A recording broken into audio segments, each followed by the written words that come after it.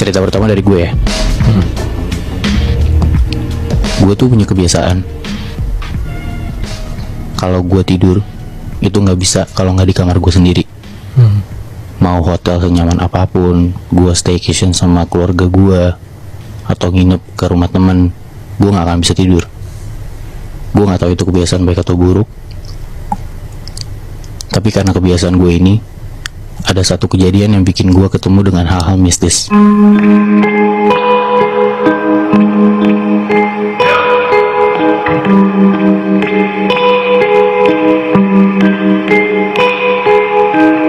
Sekitar gue SMA kelas 11, gue dan teman-teman gue berencana buat ke puncak. Bertiga, gue, Syakir, dan Wisnu. Kita sepakat buat berangkat sekitar jam 1 siang, naik motor masing-masing. Sekitar 1,5 jam perjalanan kita sampai. Akhirnya kita makan, nongkrong, ngopi sampai sekitar jam 6-an. Sudah mulai gelap dan mendung. Ya udah kita buru-buru pulang. Tapi ternyata nggak lama setelah kita jalan berapa ratus meter, tiba-tiba langsung hujan deras. Akhirnya dengan keadaan basah kuyup, kita neduh di sebuah warkop. Kita nunggu berjam-jam sampai sekitar jam 10 malam. Gue lihat teman gue Wisnu. Dia biasanya orang yang berisik, cuman kok tiba-tiba dia diem. Ternyata pas gue cek, dia sakit. Kayaknya dia masuk angin gara-gara kebasahan tadi. Badannya hangat. Akhirnya gue dan Syakir sepakat, ya udah, kita nggak bisa lanjutin perjalanan pulang. Kita nginep aja. Kita cari villa, habis hujannya selesai. Jam 11-an, hujan udah reda. Ya udah, akhirnya kita cari villa. Kita jalan sedikit dan lo tahu kan, biasanya kalau di puncak tuh ada orang yang nawarin villa. Iya, gue tau. Nah, kita akhirnya pesan villa di mereka. Terus kita diajak dari jalan besar ke sedikit jalan kecil. Kita ditunjukin villa aja, sekitar 1 atau 2 kilometer lah. Kita sampai di villa. Villanya sebenarnya nggak terlalu besar, memang villa kecil untuk stay a night aja. Kita masuk ke kamarnya juga kecil. Ketika lo masuk pintu, kamar sepetak. Di depan pintu langsung ada tempat tidur queen size. Di sebelah kiri tempat tidur itu jendela, sebelah kanan tempat tidur lemari tinggi. Setelah itu kita masuk, beres-beres dikit, Wisnu langsung tidur, begitu juga Syakir. Nah, di sini nih, kayak yang gue bilang tadi, dengan kebiasaan gue yang gak bisa tidur selain di kamar gue gak bisa tidur di villa itu. Padahal gue tahu badan gue capek, tapi gue udah maksa untuk tidur. Gue uring-uringan segala macem. Sampai gue liat HP, itu udah sekitar jam 1 malam. Di momen gue ngeliat HP gue itu, tiba-tiba gue dengar ada orang yang ngetok dari arah jendela. Di situ perasaan gue udah mulai nggak enak. Jam 1 pagi di villa kecil yang gelap, ada orang yang ngetok jendela kamar. Gue nggak mau nengok, tapi suaranya tuh tetap terus ada. Akhirnya gue ngeberaniin diri buat nengok ke arah jendela. Dan yang gue lihat, ada makhluk dengan kedua telapak tangannya nempel di jendela. Dan yang lebih nakutin lagi, dia nempelin mukanya di jendela, matanya melotot, sampai gue bisa lihat dengan jelas banget kalau dia ngelirikin matanya kanan kiri, kayak lagi nyariin ada orang apa enggak di dalam. Anjir. Di situ gue takut banget. Gue langsung masuk ke dalam selimut. Gue gemeteran, tapi gue nyoba buat gak gerak sama sekali. Posisinya, gue tidur di paling pinggir dekat lemari, Syakir di tengah, Wisnu paling dekat sama jendela. Gue takut banget. Gue masih kebayang banget muka si makhluk halus ini kayak gimana. Di situ gue nyoba banget buat tidur, gue mermin mata gue dan gak ngebuat gerakan apapun. Sampai akhirnya gue ngerasa ada angin dari arah jendela ke deket gue, dan gue tahu banget itu rasa-rasa dimana ada orang di samping lo persis. Di momen itu gue tahu gue gak boleh bergerak sedikit pun. Gue tahu gue gak boleh ngeluarin suara sekecil apapun. Yang bisa gue lakuin cuman mermin mata gue, biar dia gak tahu kalau gue masih bangun. Sampai akhirnya gue bisa denger jelas banget sosok di sebelah gue ngomong kayak gini. Yang itu tidur beneran, yang tengah juga tidur beneran. Nah, yang ini nih pura-pura tidur. Anjir. Pas lo denger sosok itu ngomong kayak gitu, lo gak ngebuka selimut lo sama sekali? Gue gak berani banget Muy buat buka selimut gue. Emang kedua temen lu gak ngedengerin apa yang lu dengar malam itu? Gue yakin banget kedua teman gue emang udah bener-bener tidur. Dan kalau mereka denger ya harusnya mereka bangun juga kan. Iya sih. Lo nyeritain gak setelah pagi kalau misalnya malam itu lo dengerin ada suara yang ternyata mereka gak denger? Gue gak berani banget Muy buat cerita ke dua teman gue. Bahkan sampai sekarang gue gak cerita ke mereka. Sampai pagi pun gue langsung minta gue dan teman-teman gue langsung balik aja, saking gue takutnya. Cerita yang mau gue ceritain ini terjadi di daerah Jawa Barat di tahun 2000-an. Detail tempatnya gue gak bisa nyebutin karena si orang yang ngasih gue cerita ini emang meminta disamarin aja namanya dan tempatnya juga. Oke. Sebut aja nama orang ini Sari, umur 14 tahun, dan ayahnya nih, bokapnya, namanya Agus, umurnya sekitar 50 tahunan. Mereka berdua emang suka mancing di desanya. Setiap Sari udah pulang sekolah, malamnya tuh kayak jam 9-an sampai jam 11-an tuh dia tuh suka nemenin bokapnya buat mancing. Mereka emang seneng mancing dan udah banyak banget lah tempat yang mereka kunjungin. Mulai dari kayak tempat pemancingan biasa, kan lo pasti kebayang lah, ada orang kan suka mancing di empang. Nah si Sari sama bokapnya nih, sama si Agus nih emang suka banget buat ngunjungin tempat-tempat kayak gitu, kayak empang, kayak di sungai deket desanya, pokoknya segala macam dia udah nyobain lah mancing di sana.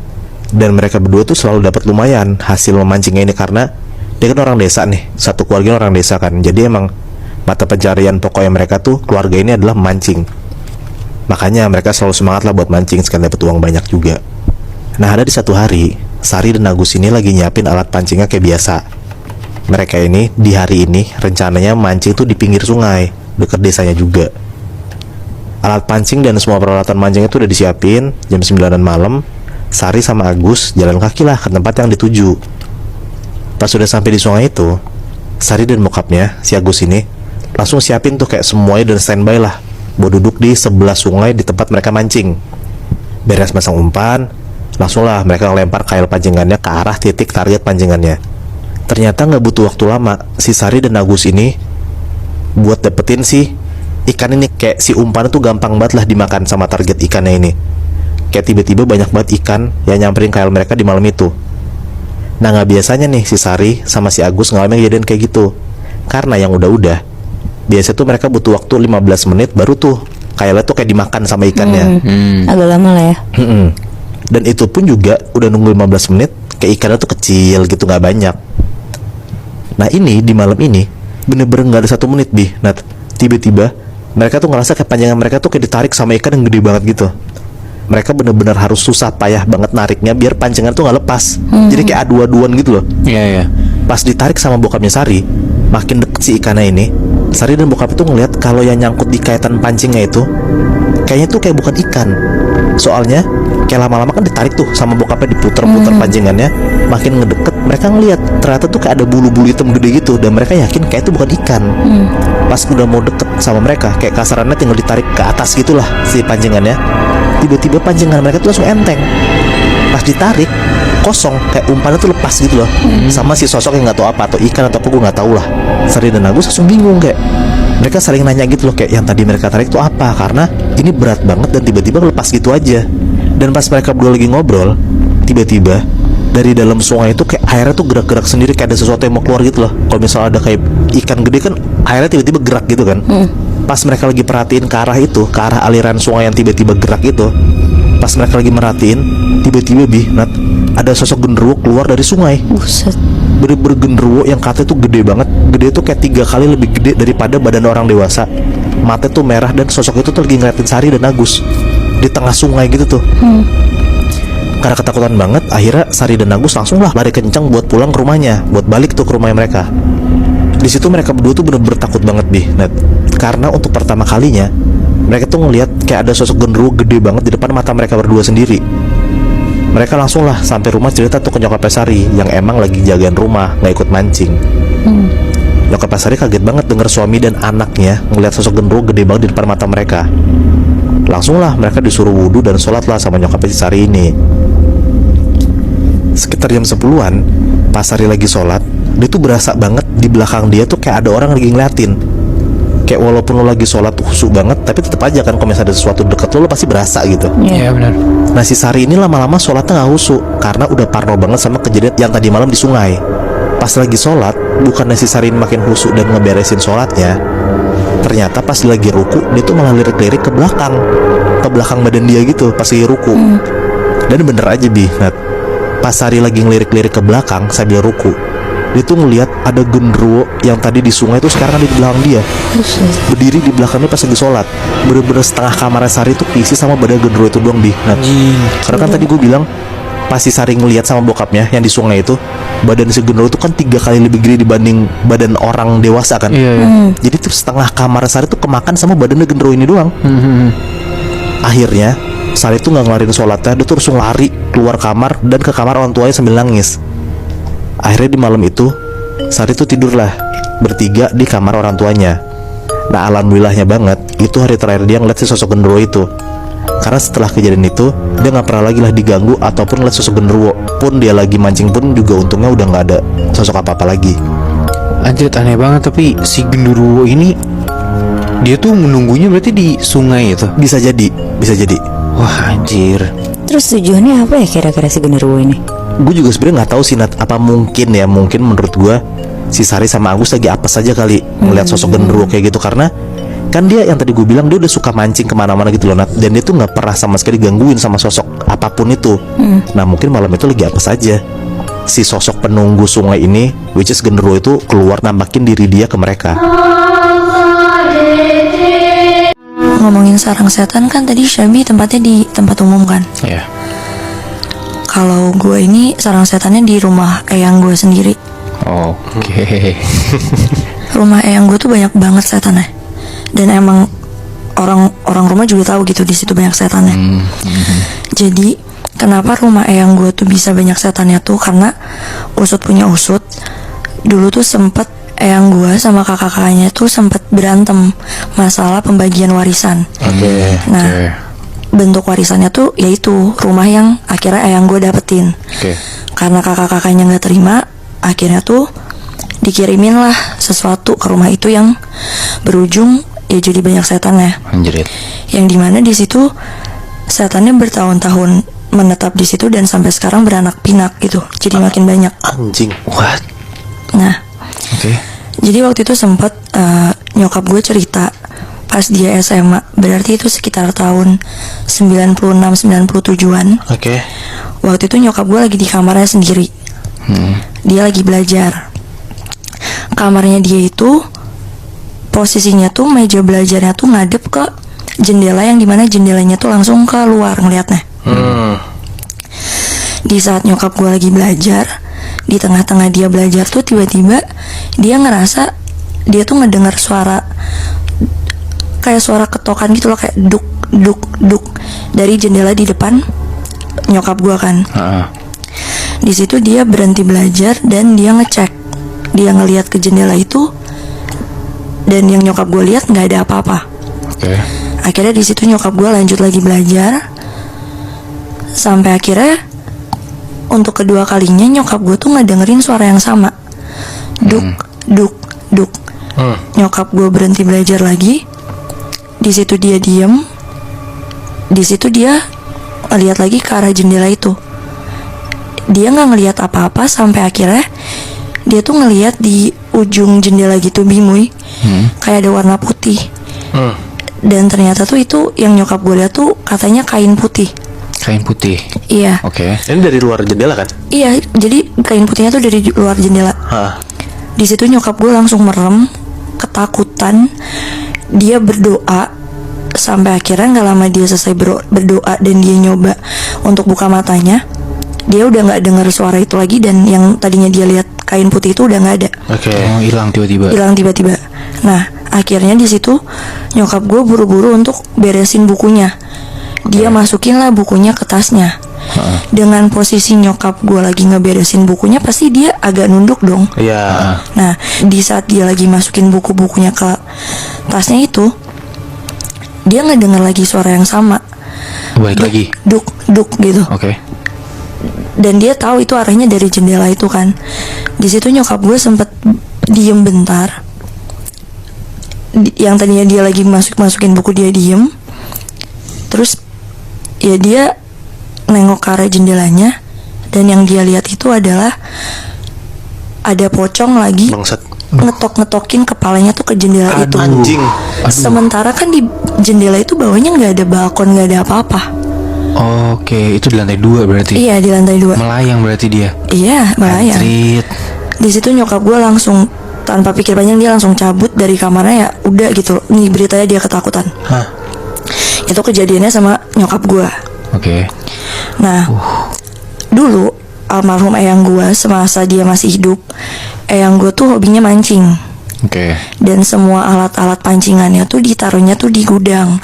Nah, gudangnya tempat eyang gue naruh alat-alat mancingnya tuh posisinya tuh misah sama rumahnya, sama rumah eyang gue.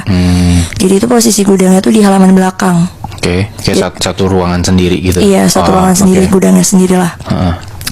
Suatu malam sekitaran jam 8-an setelah Isya lah, kakek gue tuh emang lagi ke gudang karena dia tuh mau nyiapin alat-alat pancingannya. Karena kebesokan paginya tuh dia emang pengen pergi mancing. Dia di gudang, ya eyang gue ngeberesin alat pancingannya dong. Dia taruh di meja, habis itu dia lagi beresin, nyiapin untuk masukin ke tas pancingannya. Ini posisinya di gudangnya itu. Iya udah ya. Oke. Nah, gudangnya tuh emang kecil gitu loh, nggak gede banget. Ya kira-kira ukuran 2x2 meter lah. Oke. Boy. Sekotak gitu doang. Iya. Nah, di situ di saat eyang gue lagi ngeberesin nyiapin alat pancingnya tuh, tiba-tiba sekelibet dia tuh ngerasa ada orang yang lewat gitu loh di samping dia. Cepet banget Di dalam gudang itu. di dalam gudang itu. Oke. Sementara kan di gudang itu cuman eyang gue maksudnya nggak ada orang siapa-siapa lagi kan. Iya benar. Di situ eyang gue diem. Akhirnya dia stop untuk ngerapiin alat-alat pemancingannya. Dia ngerasa di belakangnya tuh ada seseorang gitu loh. Akhirnya di situ eyang gue mutusin untuk ngebalikin badannya. Dan pas dia ngebalikin badannya, dia tuh ngeliat ada sosok perempuan, rambutnya panjang, pakai baju putih, sambil si sosok itu tuh berdiri pas banget di depan eyang gue. Dan sosok itu tuh ngeliatin ke eyang gue. Bangsat. Berarti tatap-tatapan deket banget gitu. Iya, definisi tatap-tatapan gue nggak tahu sih Oh, itu di dekat depan atau enggak. persis. Depan persis. Anjrit. Kayak ya tatap-tatapan. Di situ eyang gue nggak bisa gerak, eyang gue ketakutan, mau pergi aja ya nggak bisa, nggak kepikiran gitu loh Bi Muy. Di situ sosok perempuan itu yang dimana kuntilanak, sosok itu tuh pas sambil ngeliatin eyang gue, dia ngegerakin kepala kanan kiri Aduh, sambil ketawa lirih hihihihihihihi. Udah tuh di situ eyang gue beneran ya dia kaget, dia ketakutan kan. Nah, sebenarnya Moibi masih banyak lagi gitu gangguan-gangguan yang baik keluarga gue atau saudara-saudara gue alamin. Tapi ada salah satu kejadian yang paling gue inget banget. Kenapa? Karena kejadian itu tuh gue alamin sendiri.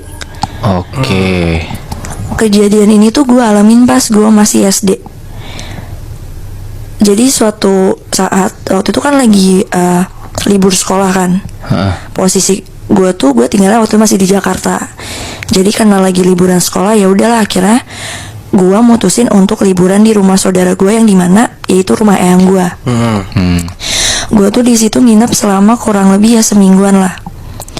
Pas gue udah nyampe sana, gak tahu kenapa tiba-tiba tuh badan gue tuh demam. Ya demamnya masih hitungan normal lah, masih belum yang demam-demam banget. Nah, karena posisinya demam, ya kan berarti gue nggak bisa main sama saudara-saudara gue dong. Akhirnya gue mutusin untuk rebahan di kamar, ada satu kamar gitulah. Nah, kamarnya tuh emang nggak begitu besar. Kenapa? Karena emang cukup ada kasur sama satu lemari. Posisi kasurnya itu ngadep sama lemari, jadi kayak depan-depanan gitu loh, Mu. Nah, sampai akhirnya suatu malam, karena pas gue lagi rebahan, gue nggak tahu kenapa tapi malam itu tuh panas gue tuh yang emang tinggi banget, demam tinggi banget. Oh, makin parah. Makin parah. Oke. Di situ gue nyoba tidur, tapi ya kan gue nggak bisa tidur kan karena kondisi gue gitu yang panas. Ditambah lagi tiba-tiba pas gue mau nyoba tidur tuh, gue tuh ngedengar dari plafon. Lu tahu kan kalau misalnya ada kucing lewat berisik lari-larian, itu yang gue dengar malam itu, dan itu berisik banget. Di situ udah badan gue panas, demam tinggi, plus lagi gue dengar suara itu kan gue jadi susah tidur dong, makin susah tidur. Di saat gue lagi nyoba tidur, yang tadi gue bilang kan posisi ya gue tiduran, kasur ngadepnya ke lemari. Suara di plafon itu tuh kedengeran lagi. Akhirnya gue kebangun dong. Pas gue kebangun, yang pertama kali gue lihat di saat gue bangun tuh, suara di plafon tuh kedengeran lagi.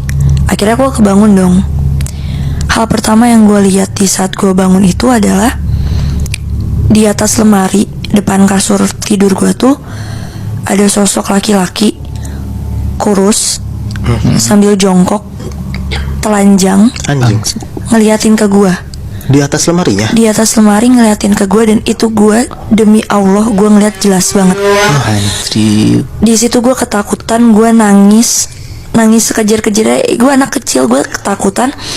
Sampai akhirnya ya udah dong, gue keluar, gue nyamperin eyang gue ngasih tahu cerita itu yang baru kejadian. Nah disitulah akhirnya eyang putri gue yang cewek ngasih tahu ke gue kalau misalkan eyang gue ngomong gini ke gue, oh tadi mana yang baru ketemu Jegut, nggak usah takut gimana, Jegut tuh dia baik kok, dia cuma nyoba ngejagain rumah ini doang.